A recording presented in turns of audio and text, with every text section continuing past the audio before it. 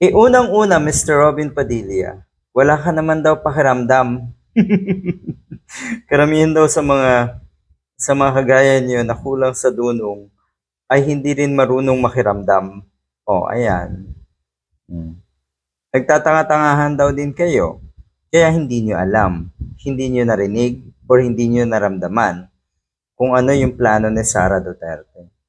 O kaya, pwede rin sabihin na gusto mo lang palabasin na malinis talaga ang hangarin at intensyon ninyo, lalo na po si Sara Duterte. Malala. Tigilan na po natin ang pambubudol. Okay? Dahil ang ating bansa ay siguradong babalik sa kaayusan.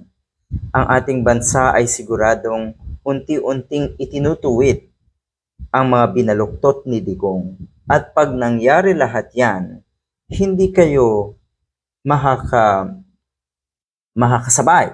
Dahil hindi naman kayo sanay sa mga sa ating bansa na matuwid, hindi kayo sanay sa maayos na pamamalakad ng ating bansa.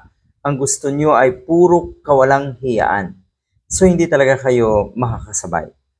Ang sinasabi kasi natin si Mr. Padilla, malalim daw yung kanyang pagkakakilala kay Sara Duterte.